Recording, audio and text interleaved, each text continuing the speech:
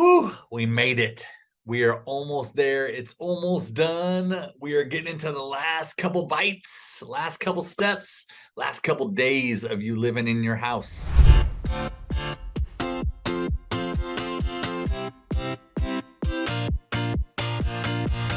Hey, I'm Gary Meek with the Living in Sacramento team, and we are here to talk about the last little things, the last couple steps.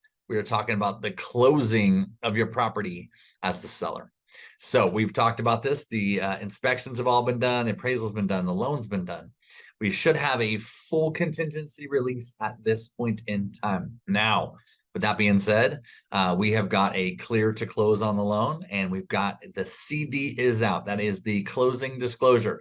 That is the thing the lender sends to the buyer, getting them ready, saying, here's your interest rate, here's all your details. Just like I told you in the past, we're showing you here that it's locked in and ready to go. So now we are going to be scheduling a time for you to go in and sign with the escrow company. Now, they could also send a notary out to your house if you're just jam-packed with stuff to do, packing, getting ready to move, whatever the next steps in the journey look like for you. The escrow company can send a mobile notary out to your house. You can sign in our office or you can sign at the escrow company. Lets you guys choose what you want to do. Usually if you sign in the escrow office, it is a little bit cheaper, saves you like 50 to 100 bucks. If you sign in our office, it's mobile. If you're signing at your house, it's also considered mobile. So there's an extra cost there. The buyers are preparing to sign also. So as soon as their CD goes out, they have 72 hours before they can officially sign. Most likely the buyers will be coming back to the property. They'll be doing a final walkthrough. They'll be verifying there was any repairs that we had to have completed. They'll be making sure the property's as is, where it is, just like they saw it before. Make sure there's no damage to the property. You weren't moving a fridge and it bumped and fell and leaned and something happened and now there's a hole in the stucco or the sheetrock, which of course we would just patch and fix up. But we want to make sure that the house looks like what they expected it to when they made the offer. So if the house is staged, we'll have the staging removed. We're going to have the sign removed. We are going to do any final pieces that we need to do for you guys as the sellers. Now, sometimes our sellers have a period of time after we close for them to rent back. So sometimes it's up to 29 days, and that means it's called a seller in possession.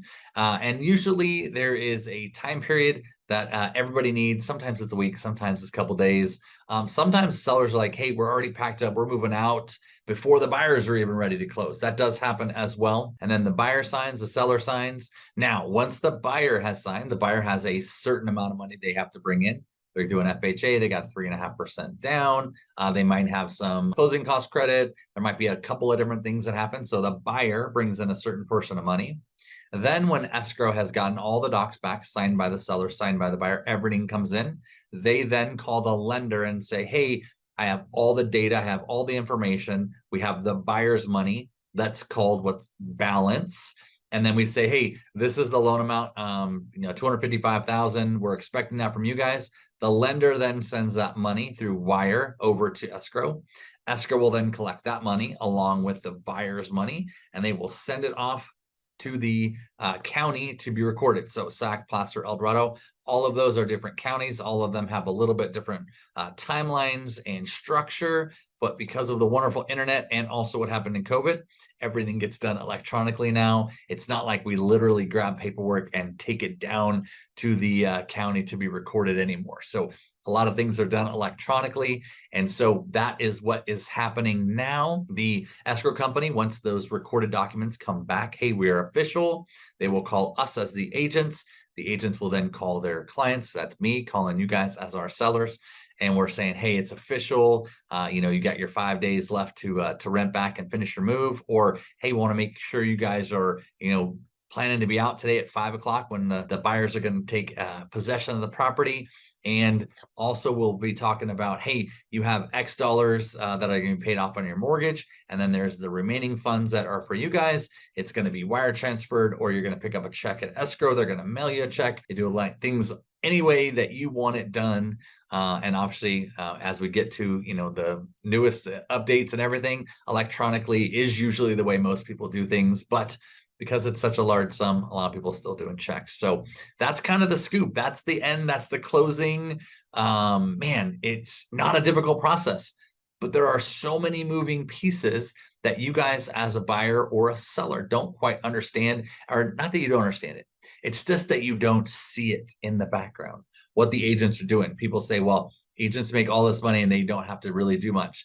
There is so much we do in the background that is not really understood or seen because we do so much and we don't communicate that to the clients because what we're doing a lot of times doesn't specifically involve you. Yes, negotiation of the contract is between buyer and seller, but the paperwork in the background and how things are done and timelines and all the pieces that escrow has to do, you may not hear everything from escrow. You may not hear everything from title. As a seller, you may not really engage in what the buyer's lender is doing about the appraisal and the credit report and having to buy down an interest rate. Those are things that you may not see, but they are still things that happen in the background, and it's all a part of your escrow. It's all a part of what happens when you sell a house.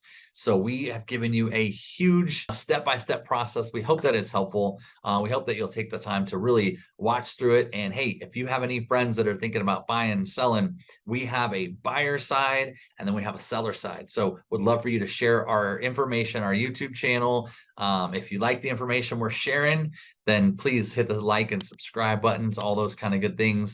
And tell us that we're doing a good job. If we would like to hear specific things answered in the process, like, hey, Gary, when I was selling my house, I didn't know about X. Can you share information about X? More than happy to give you a call. And hey, if it's a big enough topic, a lot of people are interested, I might even do a whole YouTube video just about it. So hope you guys have a great one. Thank you for letting us be a part of your journey as the seller here. We appreciate you so much and hope that it was a smooth transaction for you. Take care. Bye-bye.